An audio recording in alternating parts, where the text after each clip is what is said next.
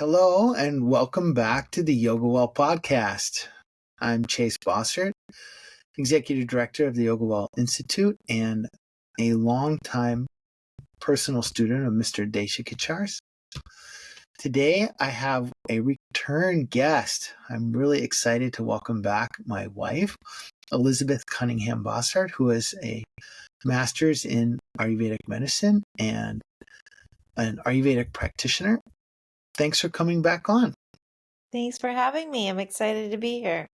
So you have been teaching a course, Embodied Ayurveda, Essential Ayurveda. It's had quite a number of different names. And you're calling it now Āyurvedic Living. I want to ask you a little bit about this course and how it came to be and what you do in it. So basically, let me just give a little background and say that before I started studying Ayurveda, I was a teacher. And so in having that background, when I went into Ayurvedic medicine, studied it, and started seeing clients, I realized a lot of times that I was a translator.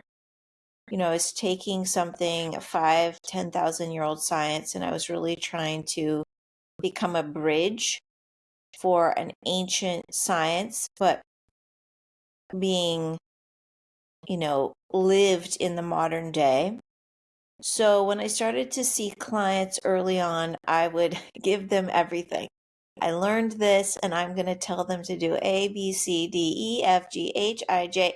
And while I'm telling them, their eyes are sort of rolling back in their head and their ear, steam's coming out of their ears, because it's overwhelming. It's really overwhelming when you see somebody and you have all this information and you want to share it.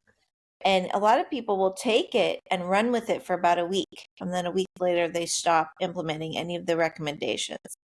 And then some people are just so overwhelmed, they don't even implement. So I started to realize that I had this experience as being a translator, having had experience teaching before. So my experience of that is you receive dietary recommendations, you receive a few lifestyle recommendations, you receive a few things to do for your body, like oiling, etc., that are not dietary. And some of them are so simple, but so hard.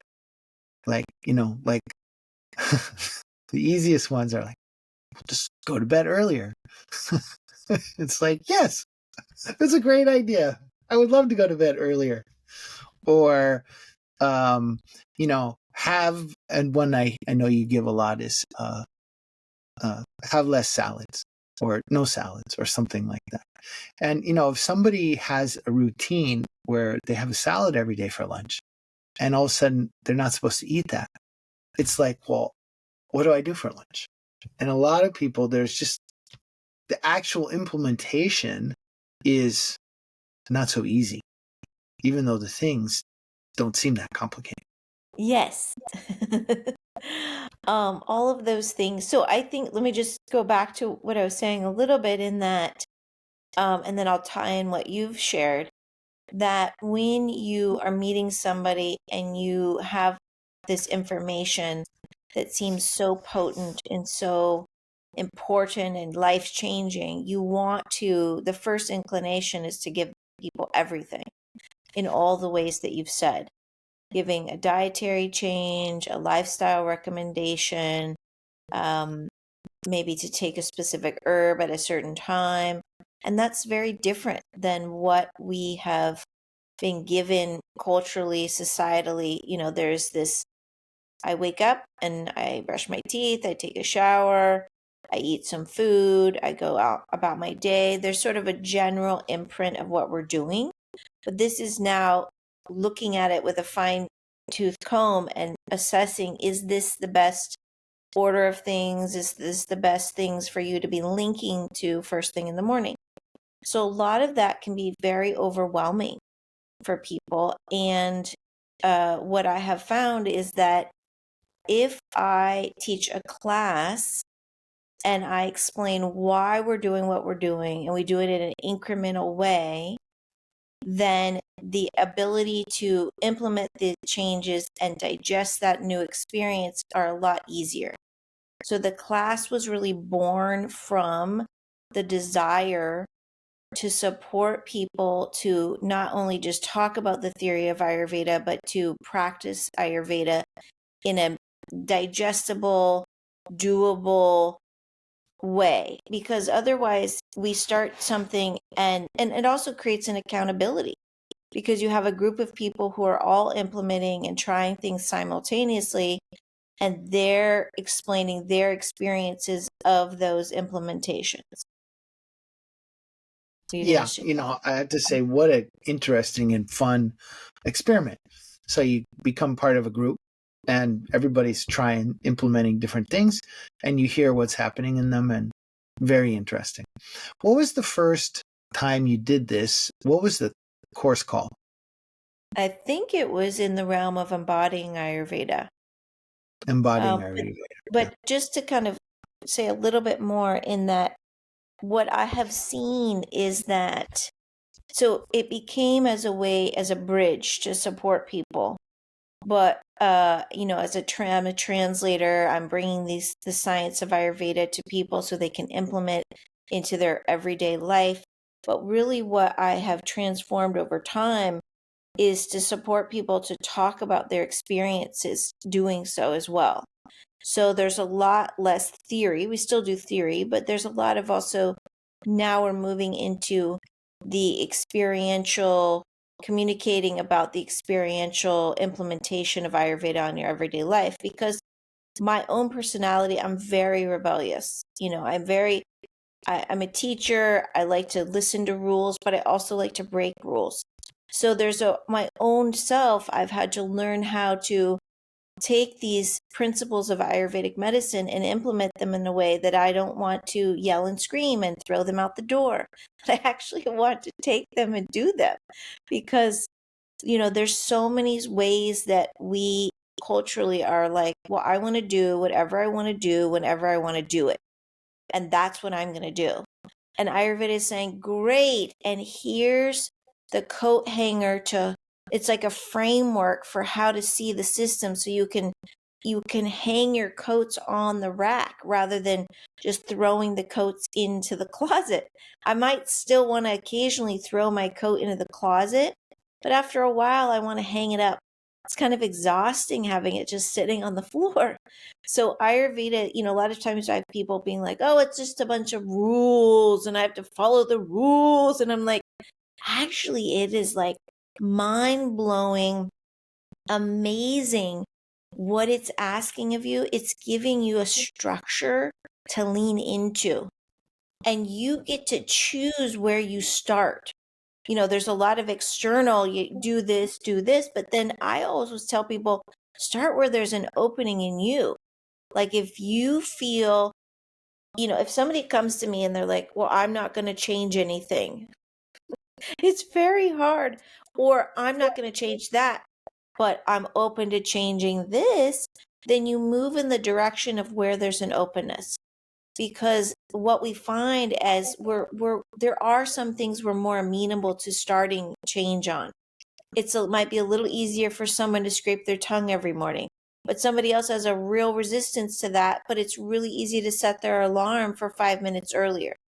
So we always, in this classroom setting and in my practice and in my own life, I'm always about increments. We're on a spectrum and we're moving in a direction towards balance. And there's going to be times where we're moving and then we're going to swing back and then we're going to move, but all of it is moving us into a certain direction. And there's going to be days where I don't do it, where I'm traveling or I'm not able to implement something. But then when I feel better doing it, there's more of a buy-in.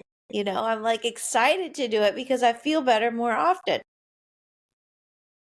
Yeah, I think this is really the same thing as there with yoga, right? There's it's potentially one more thing that I have to do during the day, right? Right. But the experience is that when I began doing it, I'm different. And as I'm different, so it's not just one more thing I'm doing in order to be healthy or to be good. It's the thing I do, which sets up my day to unfold in this way, which is really positive for me. And Yes. And to speak of that, it's not gross all the time. It's subtle. And that's really hard. A lot of people come and they want the gross, they want the in your face change, immediate, rapid, revolutionary, right now. And Ayurveda is going, well, because what I find with the in your face right now, it's never sustainable. It really isn't. That kind of change never creates the new pathway. You know, I've talked about this idea of train tracks in the mind. And if I move that train track over too fast, I'll go back to the other train track. So Ayurveda is trying to move you, like bring in the new thing. Like here's the old thing, and I'm bringing in the new thing slowly so that now this creates a new groove. And it is revolutionary, but it's slow and steady revolutionary. And that's hard because people, a lot of times, they want the gross, they want the in your face. But Ayurveda, and I would say yoga as well, it's subtle. It's working on this subtle body. It's moving its way on the scale towards balance. But I think your point of, what I've also said, when I want to feel better more often, I want to have a day that I'm productive and creative and dynamic and exciting. I don't want to have a dull, heavy, whatever the other qualities might be there. So once we start to, we've talked about this idea of a science of linking. If I start to link to something new through my yoga practice, through my Ayurvedic practices, and I'm subtly shifting myself on the spectrum towards balance, and I feel better, and I'm smiling more, and my digestion feels, I feel more comfortable in my body. My clarity of thought is there. I'm able to articulate an idea. I'm able to create. I'm able to crunch numbers. Whatever the thing I'm doing becomes a little easier. I feel better more often. I want to do it. Sign me up, because that's going to make my experience in my earth suit better. I'm going to yeah, feel better. I'm going to feel lighter. I'm going to be more productive. It's going to change my whole outlook of my whole day, the whole yeah. trajectory of my whole life, really. Well, I'm remember as you're talking, I'm remembering this idea that you often talk about, crime against the senses, or but it's not so much really a crime against the senses. It's that it's improper use of the senses. Yeah. And this idea is really solid in yoga as well, which is that the mind and the senses are terrible masters, but they're fantastic servants. So Very well said. I haven't heard that what one yet. I like it.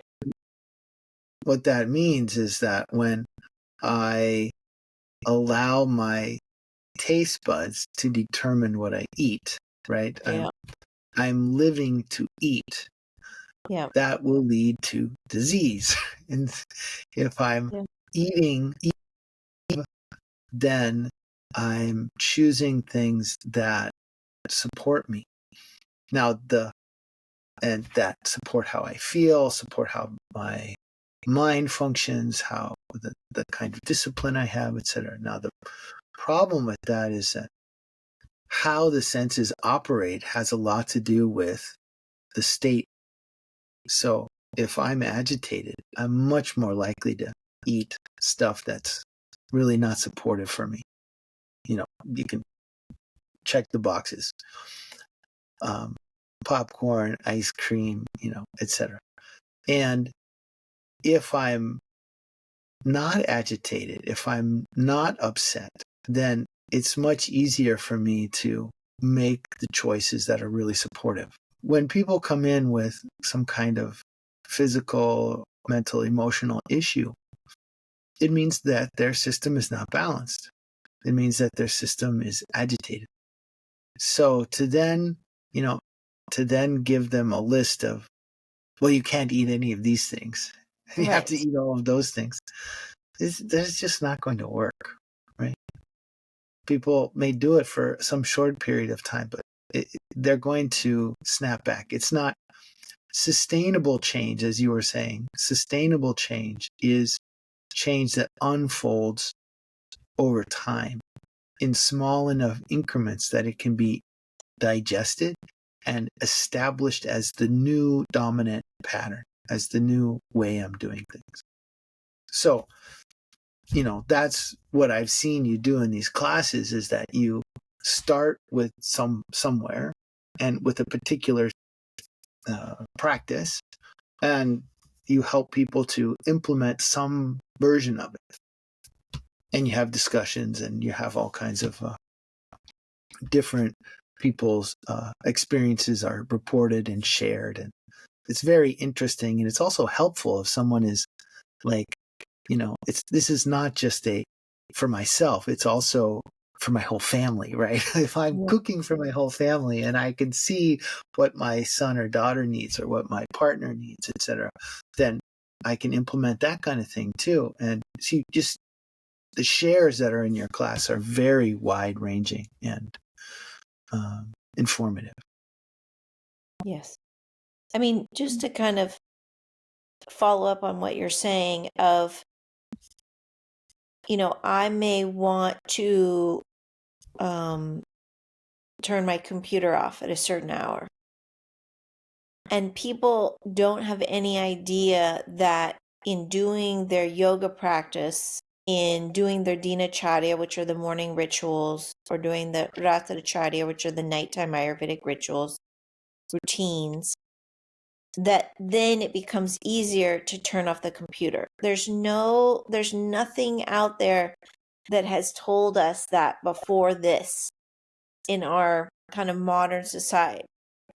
But what I find is that in doing the yoga practice, changing the state from agitation to calm, to a sense of balance, to doing my nighttime routines, that all of a sudden that it's easier.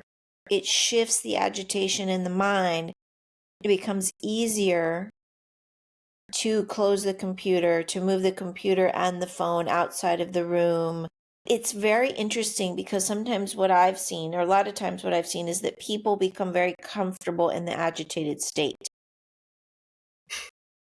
It's like, oh, I want to hang out here. I remember when I started practicing Ayurveda and I started to balance my Vata. I started to pacify my Vata. Vata being wind and space.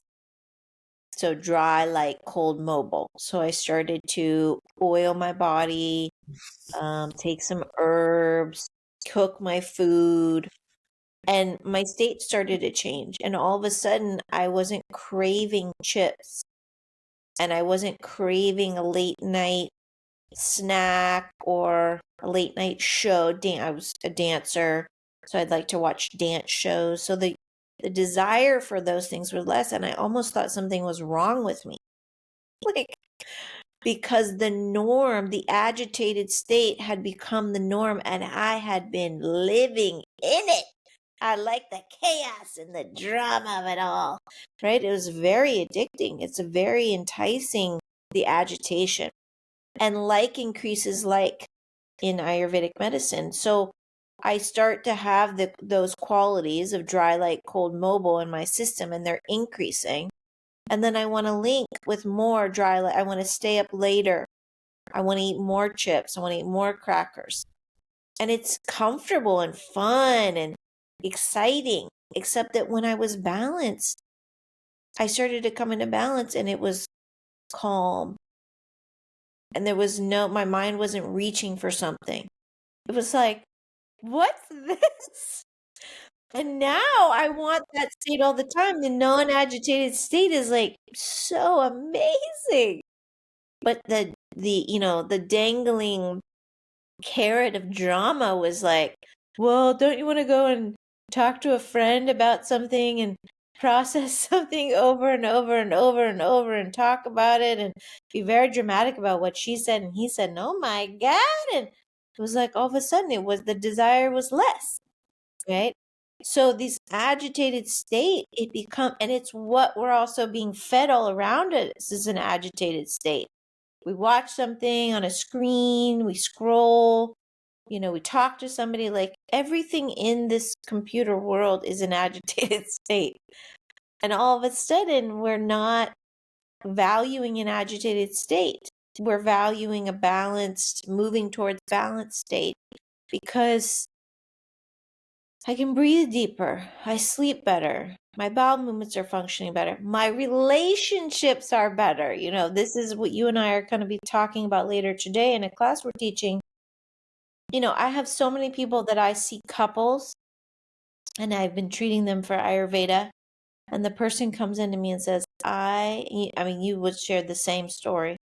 I don't know if it's really making much of a difference, but for my husband, Ayurveda is really, really good. And the same with yoga. I mean, we've had people all the time say, like, well, I don't think this yoga is having any effect on me, but on my partner, it's really having an amazing effect, right? The one that was really the foundational, I mean, the shocking one for me there was when I talked my parents both into doing this yoga, and I gave my mom her practice and I gave my dad a practice, and they were different things because they had different things going on, but they did them together in the morning, every morning. And then I was not staying in the same town with them at the time, and so I came back like 6 months later and I sat down with them, sat down with each of them separately, and my dad said to me, son, I love you and I want to support you, and I like that you like this yoga thing, but nothing, it does nothing for me. But your mother is transformed. She's so different.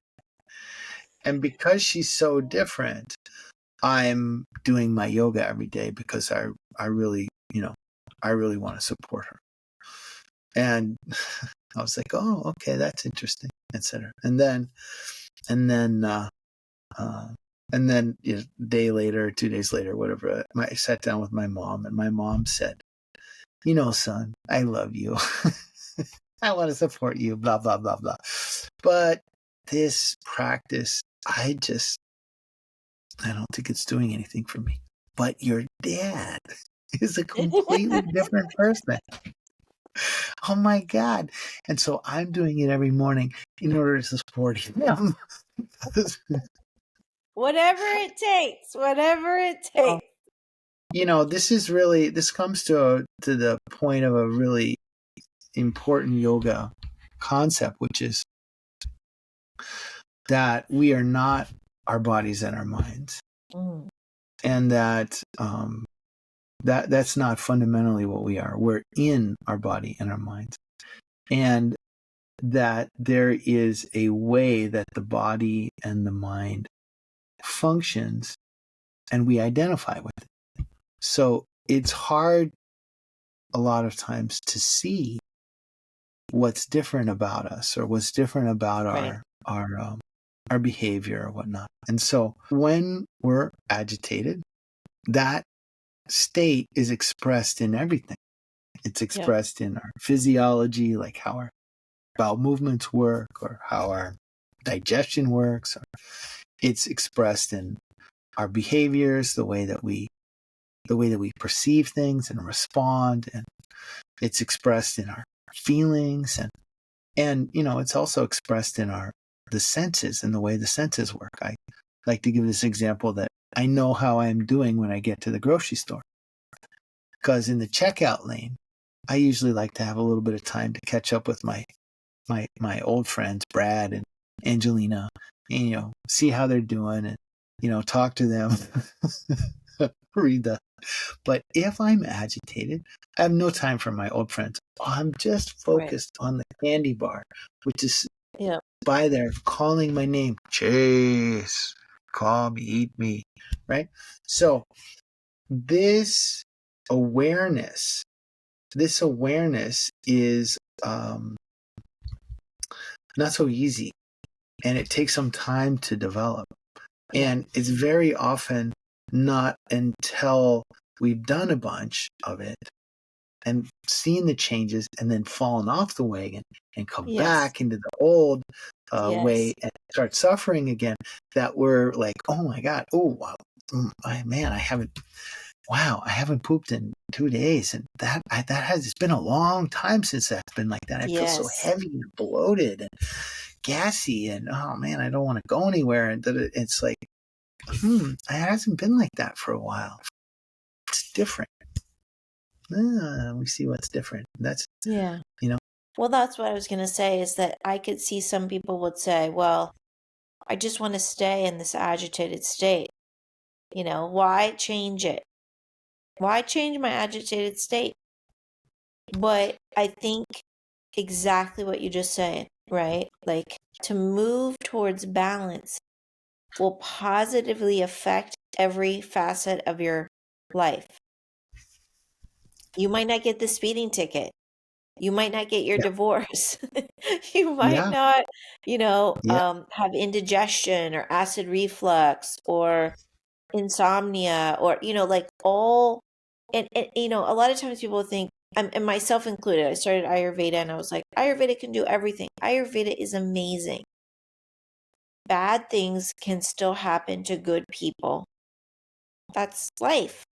But Ayurveda is saying, here are the tools to help support your body come into balance, so that whatever comes your way, that it is less severe, it's less agitating, communication's better, relationships are better, parking tickets are less, right? So the idea is that the state is less agitated, more towards balance, and you're functioning more fully in your everyday life.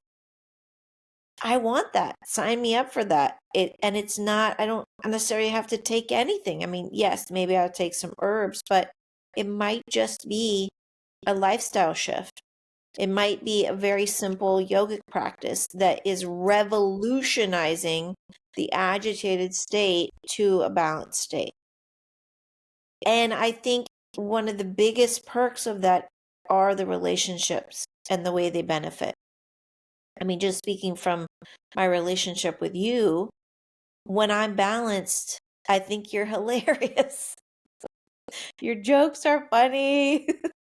You're corny. You have just for the dad record, jokes. they're funny all the time. Just for the No, record. no.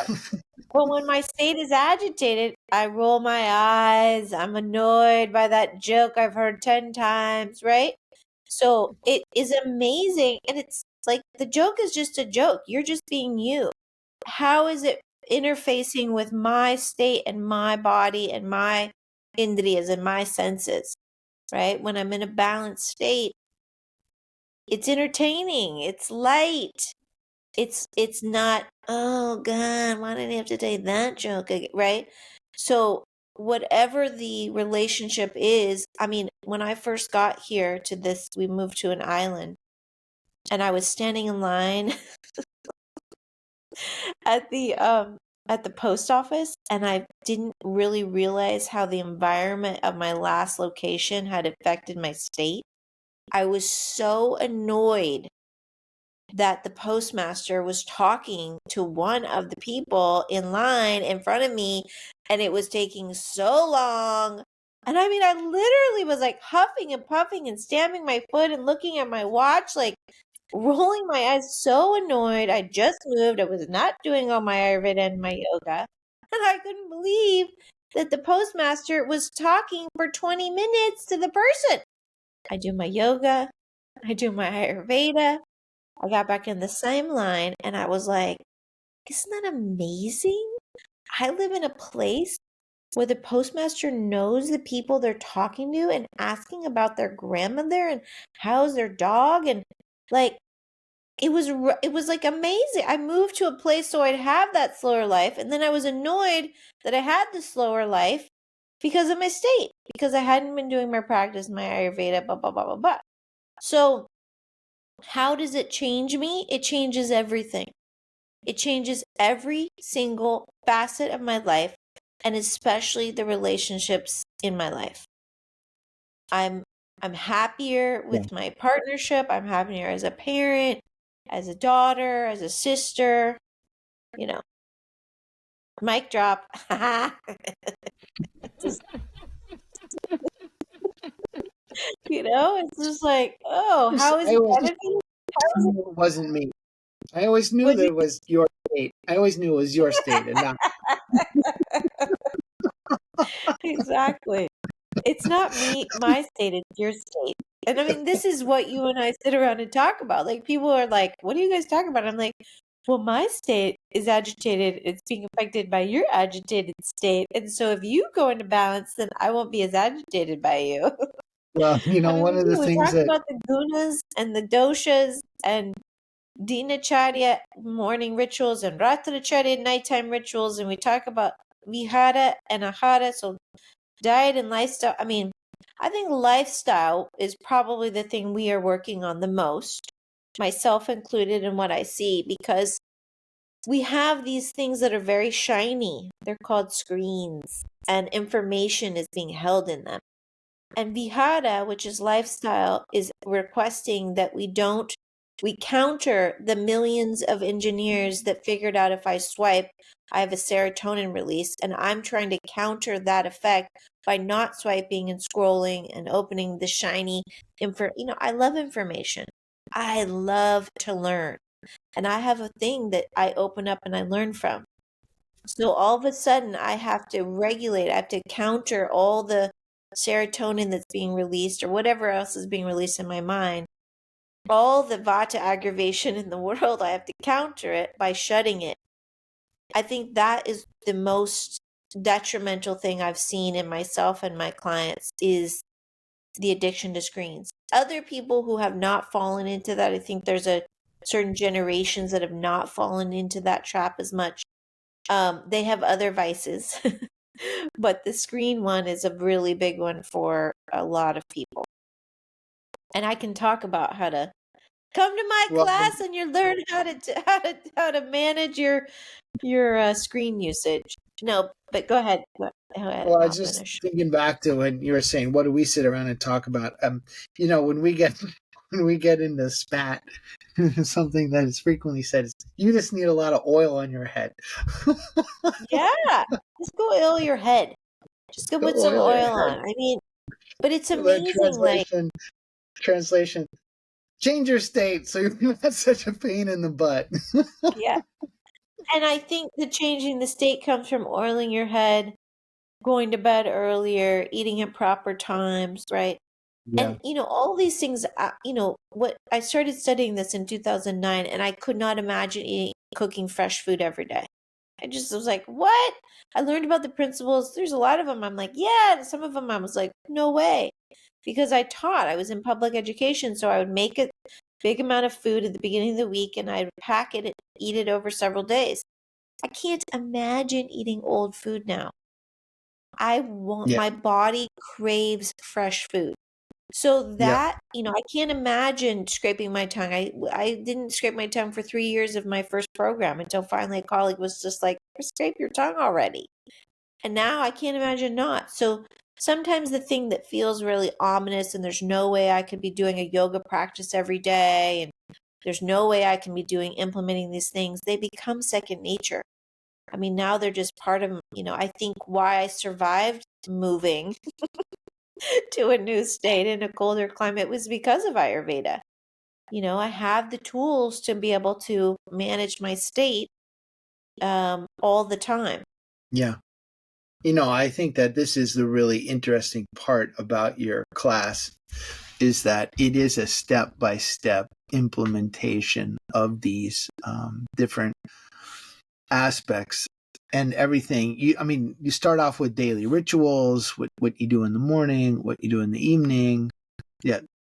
Then you go into go ahead. Well, I just want to say that it's not just, oh, I'm coming into balance. It's life-changing. And there's so many people out there writing books about, change your, self-help and do this and do that. And it could be that oiling your feet might be the thing that revolutionizes your life. And it's very hard to conceptualize that because we think it's going to be something like different than that. But it could be also something very simple and very minute and really subtle and moving yourself towards balance. It can help you. I remember we've taught, I don't like to talk in specifics. So we've taught many workshops, and there have been many workshops where people have had aha moments about their parent, like understanding the doshas, understanding the state of someone they're really close to, because I'm understanding you, but I also understand both of my parents. I understand everybody I'm in relationship through the lens of Ayurveda. And it's so helpful when I'm in a balanced state because I talk to so-and-so, it doesn't affect me. If I'm agitated, then I'm like thinking about it for 3 days and like That's right. ruminating over it. Oh my God. But if I'm balanced, I'm like, rolls off. I think that the Ayurveda piece really is an important part of yoga because, in certain ways, yoga is addressing, or its tools are breath and movement and attention. And the tools of Ayurveda are taste and, their diet and lifestyle and attention. Where do you put Yeah. your attention? So the piece that links it all together is, where does your attention go? Right. Is it continually going to something that is distracting, agitating, etc.? Is it going to something that supports and nourishes you? And Yes. in yoga we have one set of tools, and in Ayurveda you have another set of tools. And they're so complementary. I was just going to speak to just briefly about right now a seasonal shift. Right. So everywhere in the country, the season is changing. Well, throughout the whole planet in different ways. But we're all shifting seasons. So a lot of it's very useful to know because that is changing. So that's agitating to someone's state because it's a change. So there's an increase of vata, there's an increase of wind and space. So there's more dry, light, cold, mobile, especially here where we are, where we live. We're moving into a cold time. But just the change itself, as we change from one season to the next, that's increasing to vata. And then we're moving into more of a vata season. So more wind is picking up with the fall, drying of leaves. Leaves are falling off the trees, changing of color of the leaves.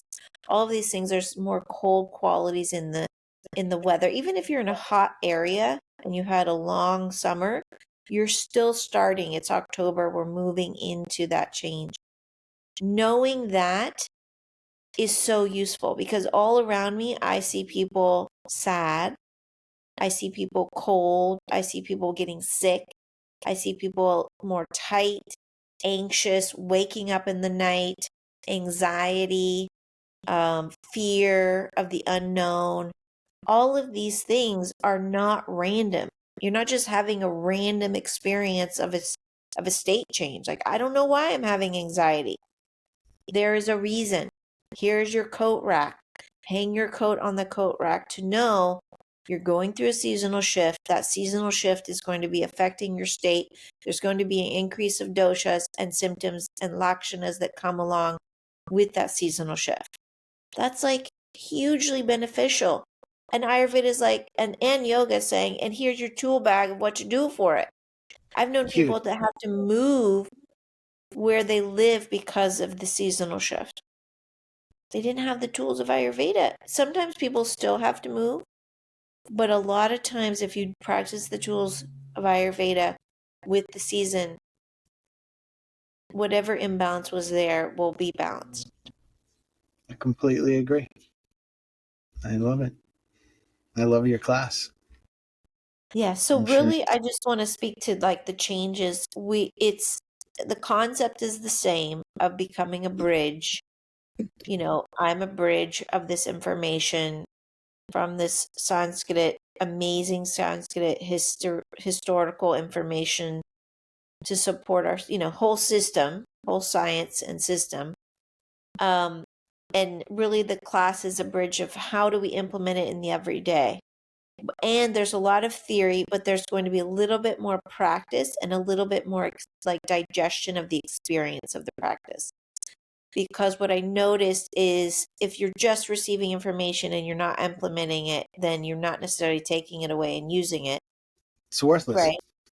But if you take in the information and then you put it into practice and then you talk about the experience of that practice, there is more of the new train tracks stay longer, and you have more buy-in because you've had the experience of it, but you've also processed it and you digested it, so it will remain longer. So there's going to be a little bit more, processing of the experience. So you've put this into practice. What's your experience? Let's share about that. Here's some writing. Here's some activities around it. So I'm excited because it's evolving. The class is evolving over time. What do you see with your clients who do Ayurveda and yoga? Yoga is a process of developing a new pattern of being. And that new pattern of being takes time. It's not like you go to one yoga class and you're Shazam a different person, right? So the difficulty is that yoga is a science of experience. And what we're doing with yoga is we're having a set of experiences that change us, and then it changes the rest of the experience of the rest of the day. Except that we have all this time and effort that we have already devoted to our life and patterns. And those patterns hang out and continue, and they continue taking us back into the old person that we were. So what's so helpful with the Ayurveda is when somebody is making oftentimes simple dietary changes, no raw food, they drop all their salads, or they start drinking hot water instead of cold. They are oiling before their shower in the morning. What I see is that the force of the yoga is amplified because it doesn't have to overcome the negative effects of the old patterning. And it's like, it just increases dramatically. You found the same thing, no? Oh, yeah. But I wanted to hear what you had to say. Finally. And you're not even telling me to pour some oil on my head. Well, it sounds like a very interesting class, and I am, I really love to hear about it and love to hear what's going on. If people are interested, where can they find out about the class? Or if they're interested in seeing you personally, where can they find out more about you? So just going to yogawell.com, the YogaWell website, and under offerings, there is a listing for the new class. And then for me, if you want to just email me at elizabeth@yogawell.com. Feel free to ask me any questions or set up a time. I have a free 10-minute chat, free10.sukawellness.com. But if that's too difficult, you can just do Elizabeth@yogawell. And it's been lovely chatting with you. Thanks for being on. We'll see you all again soon.